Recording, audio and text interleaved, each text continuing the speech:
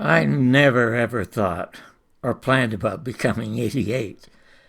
As a matter of fact, I almost never thought about age one day in my life. To me, today's like any other day, here for 24 hours, then gone.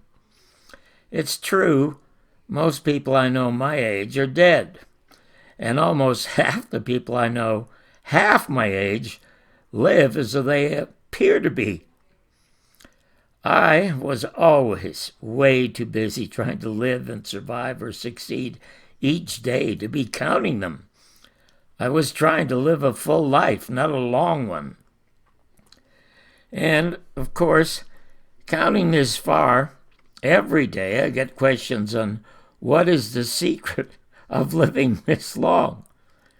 Folks, I hate to tell you this, but there is no secret.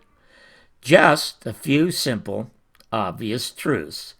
And as most of you know, truths finish second to beliefs with most people. I never, ever give advice, not even to family or my very few close friends, but as an emotional 8-year-old, I am a happily compulsive truth teller. So, here are the 3 truths about living a long life. It requires 3 things: nature, nurture, and the unknown mystery of luck. So let's start with nature. Nature gives you life, but only you can give it purpose.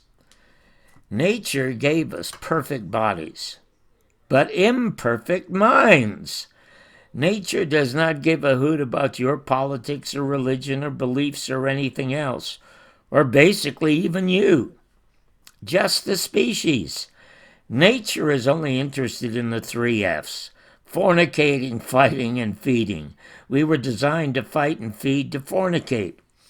You do not worry about some molecule in your heart or lungs working right. You only care that the organ it is in is functioning. That is nature, only concerned that the mystery of all life, not just ours, continues. To that end, nature has supplied each of us with our own fountain of youth. The fountain of youth is a frequent, pleasant expulsion of sperm, hopefully with someone.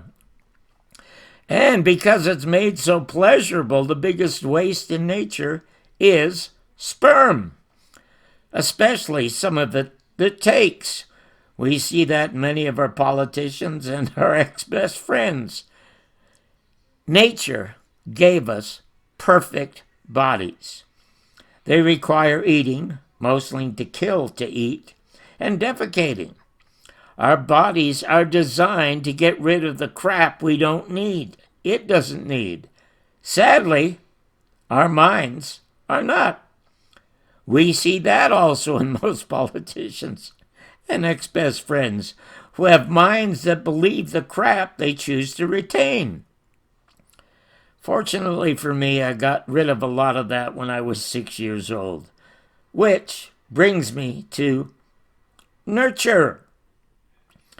Having 2 horrible human beings as parents, home was hell. Being away from it, even at that young age, no matter the calamities that befall me, was heaven. Of course, in the surrounding culture, I wanted to believe in a God and a Santa Claus. But at 6, when I saw 2 different fat men in red suits with fake beards in 2 different department stores the same day, my mind defecated Santa immediately.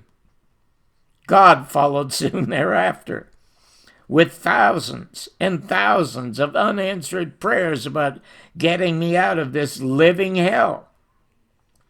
Ever since then, I have looked on every pontiff and preacher as a distracting, misinforming, money-making myth-maker, except for the entertaining Reverend Ike of the 50s who said, quote, "God didn't make junk," unquote. When your skin is cut, it heals tougher where a scar is in the cut places. If you can train yourself to think clearly, and that does require training, your heart will do the same. Heal tougher in the cut and broken places.